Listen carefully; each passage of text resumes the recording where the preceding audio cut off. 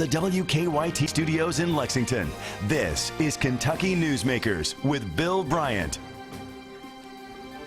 Good morning. We hope you're enjoying a nice Thanksgiving weekend. The holidays are a time to gather and take stock of the year that has just gone by and to look ahead. And today's guest is the head of the state's largest group of business owners. Dave Adkison is now the longtime leader of the Kentucky Chamber of Commerce. In that capacity, he constantly talks to business owners about their bottom lines and about threats and opportunities that may be on the horizon. The Kentucky Chamber always has legislative priorities, and next year's session is now just weeks away. From education to state pensions to tax reform, the Chamber will work hard to try to push for some changes. The Kentucky governor's race, always spirited and potentially sets the tone for years to come, and Chamber members hope to have some sway with whomever follows Steve Beshear into the governor's mansion. Dave Adkison brings unique perspectives as the president and CEO of the Kentucky Chamber. He's a former mayor of Owensboro who once ran for Congress before settling into the private sector. Dave, it's always good to have you in, and we appreciate it very much. Thank you, Bill. Good to be here. And you're just getting ready to embark on a trip across the state. You'll be going to several cities and talking about your legislative agenda, right? Yes, our volunteers, business people from around the state have been putting together our policies that we will go into the 2015 session with in January. And so over the next few weeks, I'll be visiting quite a few communities in Kentucky, sharing the message of what the priorities that we see for 15 and what the opportunities are. But you talk with business owners all the time, whether you're out and around or they call you or come to a headquarters in Frankfort. How are businesses doing as we head into this holiday season? Has this been a continued year of economic recovery in Kentucky? Yes, generally speaking, businesses have noticed more recovery. I wouldn't call it momentum yet. There's still a lot of caution, I think, in the business community in terms of hiring people. I think one of the indicators is very telling, and that is that the largest increase in an occupational category in terms of people getting jobs in the state, the largest increase was in temporary employment services. In other words, these temp agencies are supplying workers to companies that are not yet ready to say, okay, we need X number of full-time permanent workers. They kind of hedge a little bit and say, well, let's try some, let's staff up and kind of watch the situation and see how it develops. Would you use the term underemployed when you're discussing people like that who are working on that temporary, non-committed kind of employment? Yes, there are quite a few people underemployed, and that doesn't normally show up in the statistics we hear about the unemployment rate actually improving in Kentucky. But yeah, the folks who are in those situations, I bet they would describe themselves as underemployed, and many of them are hoping to get on permanent status with the companies that they're hired onto. What sectors of our economy are doing well, and where are the challenges? Well, logistics is doing well, especially as we enter into the holidays.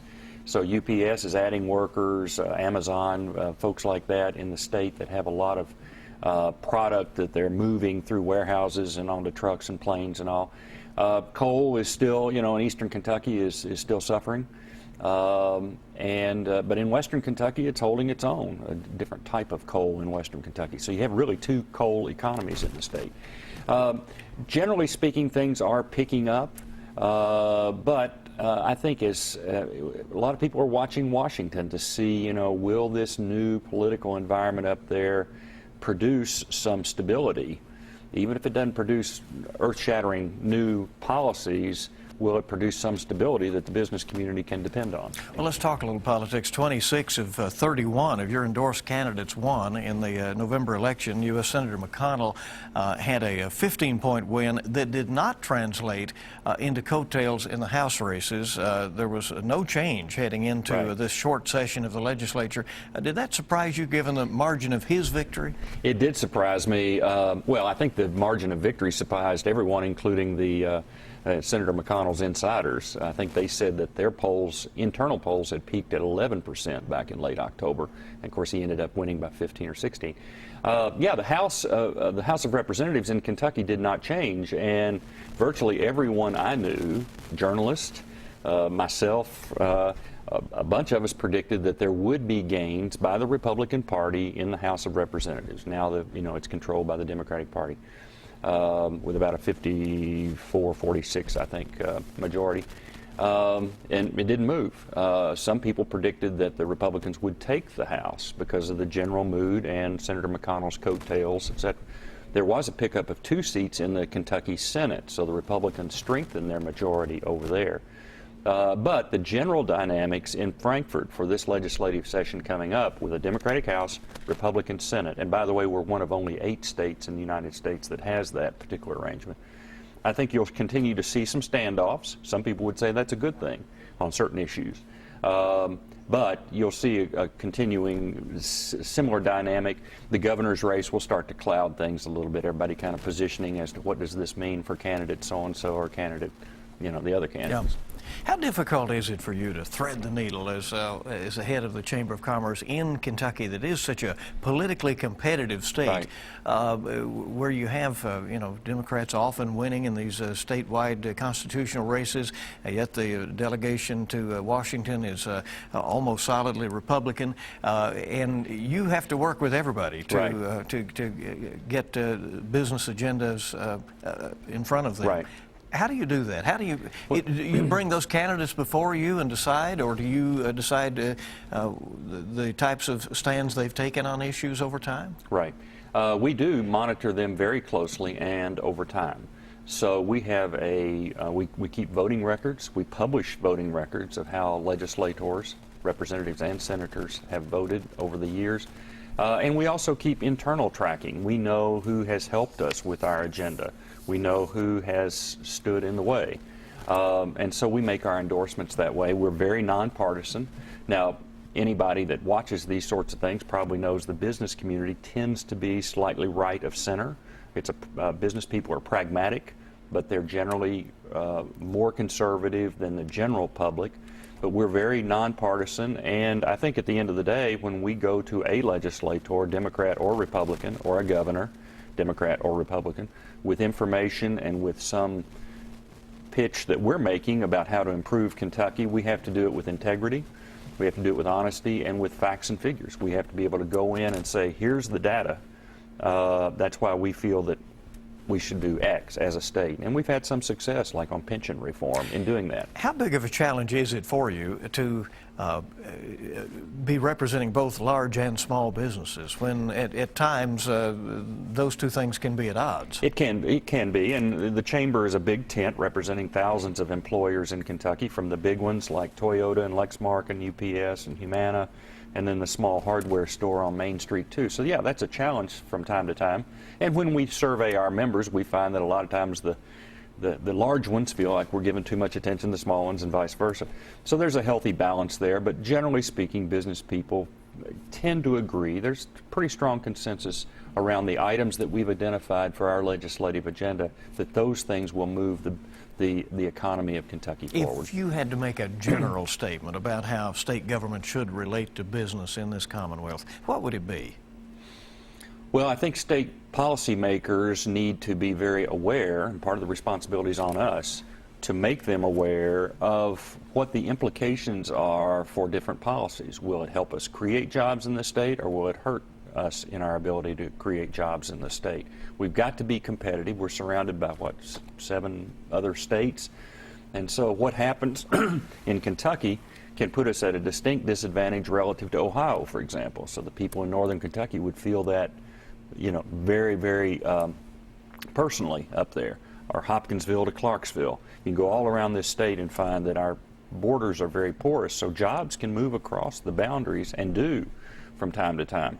So I think a message that I would have for policymakers is we've got to push every day to be competitive. With this short 30-day legislative session coming up starting in January, what do you hope to see happen? You've already made mention of pensions, and you put that at the top of your priority list, as I've seen. Right. Many projections say that Kentucky has the worst funded pension system in the whole country, and you're calling for more transparency as well. Do you Right. agree that it has major problems? Yes.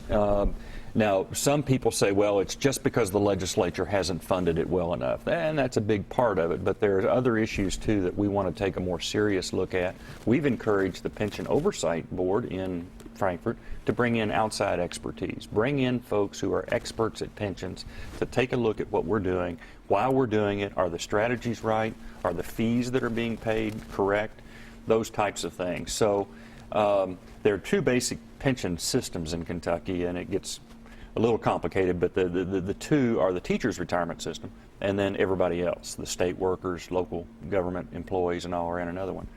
And the teachers' retirement system needs more money. We've been beating that drum, saying we've got to get this back on a sustainable path. The Kentucky retirement system, which is all the other state and local workers, most of them, it has some real problems in terms of its funding, and also there's some transparency issues that we would like to see fixed in this coming session. When you say transparency, you mean that the stakeholders don't exactly know what's going on? That's right. You know, the taxpayers have a role in this. We taxpayers have to pay the bill. Businesses are some of the largest taxpayers in the state, so that's why we're interested in this. And Kentucky's bond rating has already been downgraded 3 times, so it costs more to borrow money to build a dormitory or to build a highway or a bridge or a water treatment plant. That's hurting our state. And so just as a matter of getting our house in order. Now, to the credit of the legislature and the governor, the 2008 reforms that changed eligibility. In other words, let's say you were a brand new teacher getting a job today in a school system. You would enter under a different set of rules, and your retirement would be determined by your years of service plus your age. Teachers who have been there for some time can retire after 27 years. So eligibility was changed. In 2013, state workers coming on, if you were brand new and hiring on at the Department of Revenue tomorrow, you would enter into a retirement program which was basically like a modified 401k, unlike the previous guaranteed pension program they had. So there have been some substantial reforms, but more has to be done. This is a major problem for Kentucky. And the fallout to business is obvious if at any time those pensions were to be not be fully funded, right? That's right.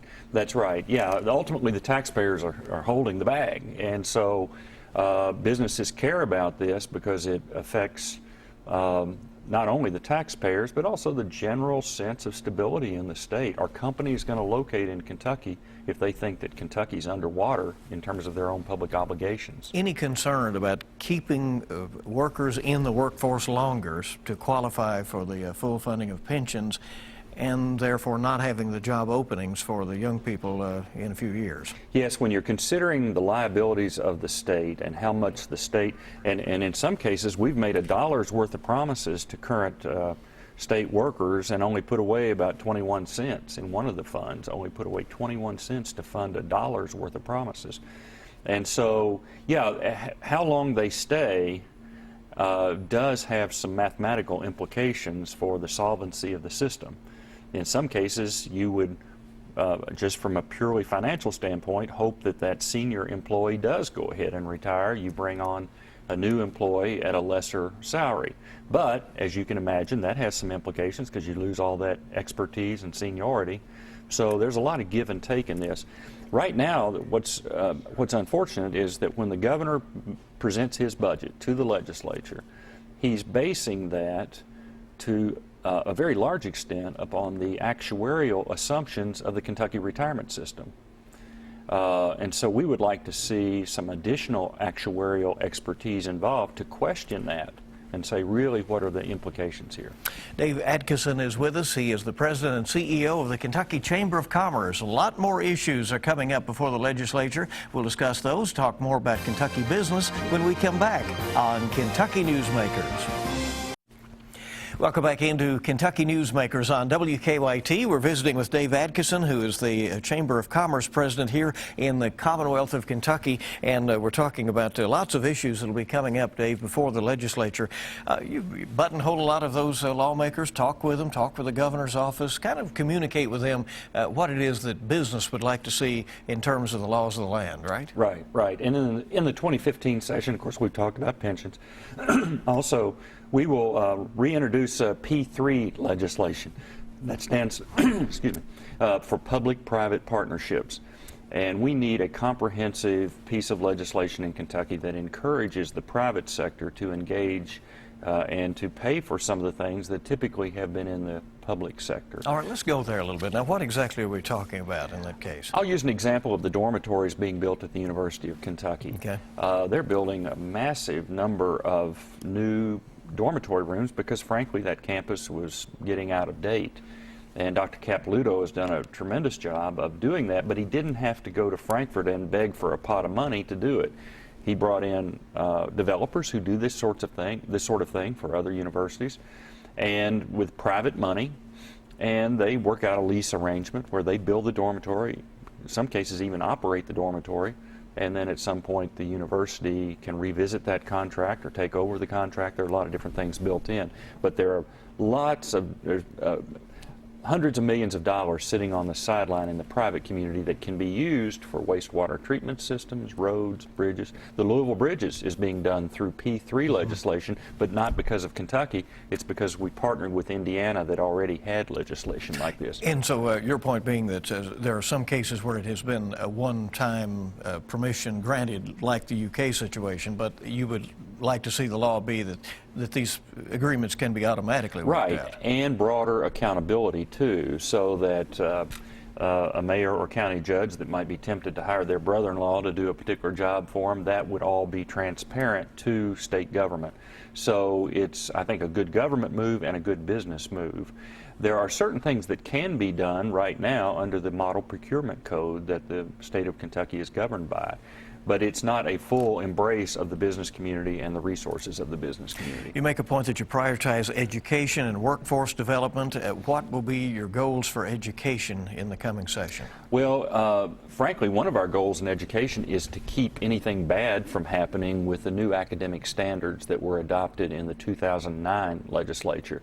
Students in our schools have now been tested 3 years in a row, and just a month or two ago, the third set of scores came out, showed progress. The goal behind those scores is to get more kids college and career ready, and there's a whole way they define what college and career means.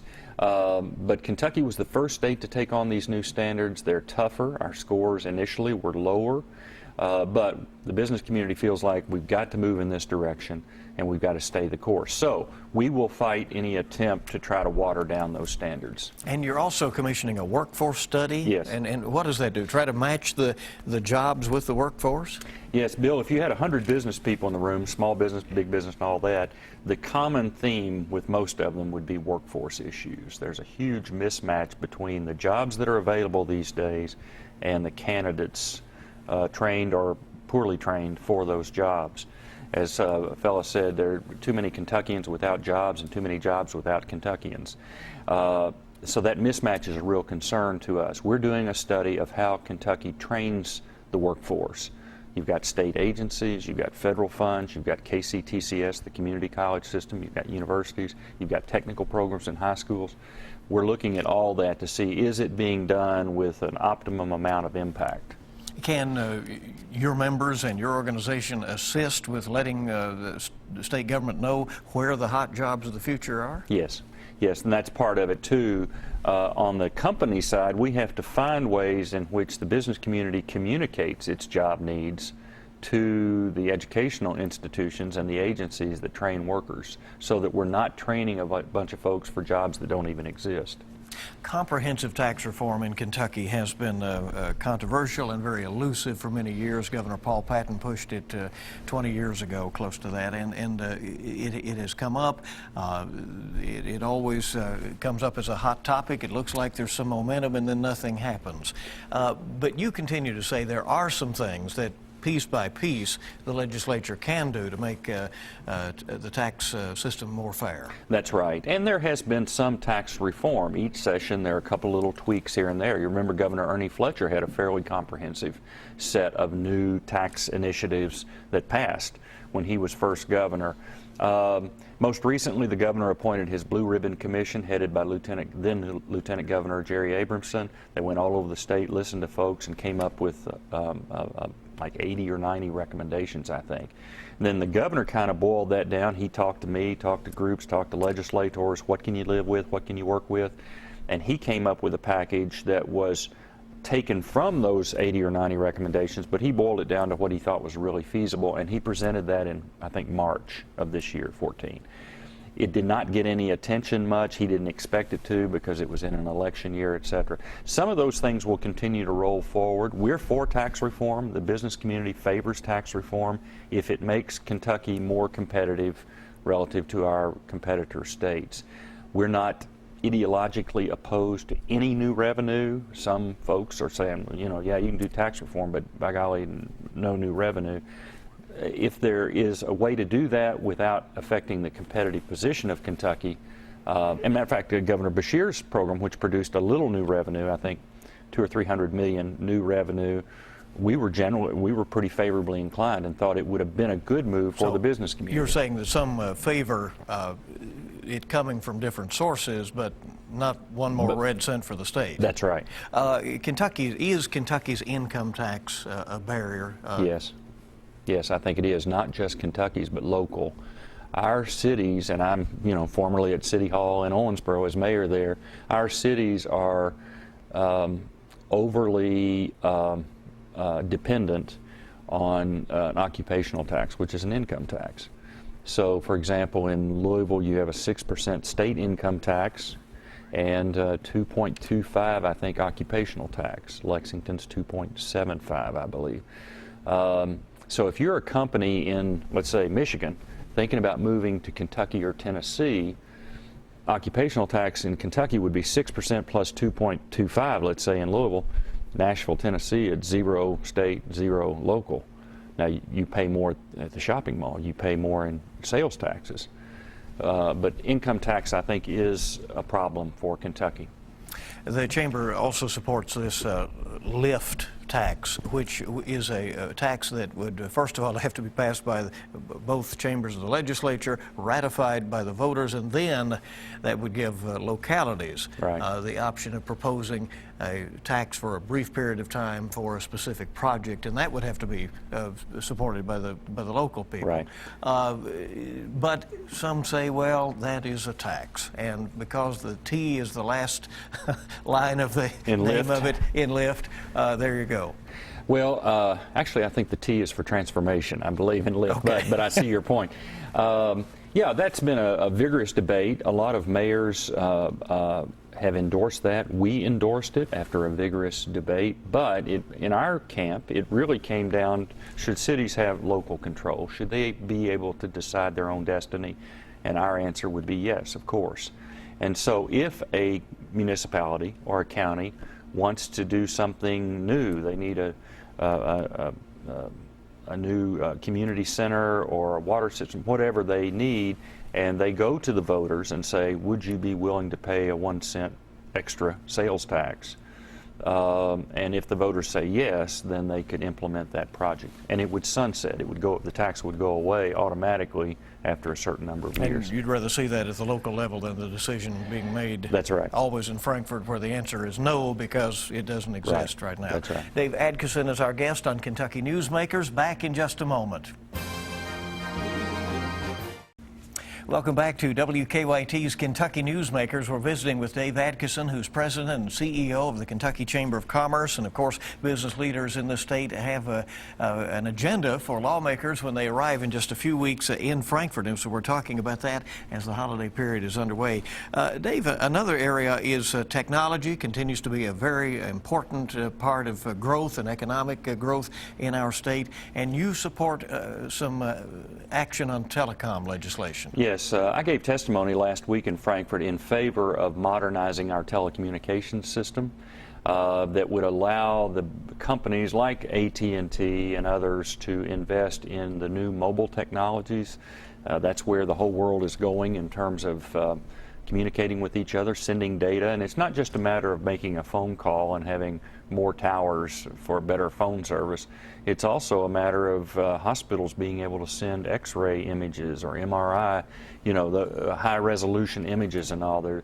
We just need a bigger pipeline in Kentucky for that sort of thing. So we support the telecommunications reform measure that seemed to have gotten a very positive response in Frankfort this week. You also continue to support a smoking ban statewide. That's right. The governor just enacted legislation that forbids it on most state property, but you're for a comprehensive statewide law. Yes, I think about a third of Kentuckians are covered under a local ordinance, either by their city hall or their county fiscal court. And it's kind of a patchwork of different laws around the state. We feel like it's time, to improve the health of Kentucky, because we're not a very healthy state, frankly. So this would be, we think, the most positive thing that Kentucky could do to improve the health of Kentuckians. Secondly, just having a uniform law statewide, so you know what to expect when you have your family go into a restaurant in a particular community. You know what the atmosphere is going to be like and whether or not you're subjected to secondhand smoke. What would you deem to be a successful session of the legislature coming up if you were to be able to transform now over to March when it ends? Right, right. What would be a good report? Well, other than saying something like, I wish our whole agenda would be accepted on the first day, which is probably not realistic, I would say, you know, this is a short session and they don't have to deal with a budget, so they can concentrate more on getting some real policy work done. So a P3 bill for public-private partnerships, some more transparency legislation, and some other reforms to pensions. We would like to see charter schools allowed in Kentucky, the smoke-free law, the telecommunications law, medical review panels, which we think would save a lot of court cost and medical cost. Those are just some of the items, and our agenda, by the way, is available on our website at kychamber.com. If anybody wants to look, there are probably over 100 different policies addressed there. All right, Dave Adkison from the Kentucky Chamber, thanks as always. Appreciate you coming by. Thanks, Bill. And we want to thank you for joining us for this edition of WKYT's Kentucky Newsmakers. We'll see you bright and early this week on WKYT This Morning, 4:30 to 7 a.m., on Mid-Morning at 10, and WKYT News at noon. Make it a good week ahead.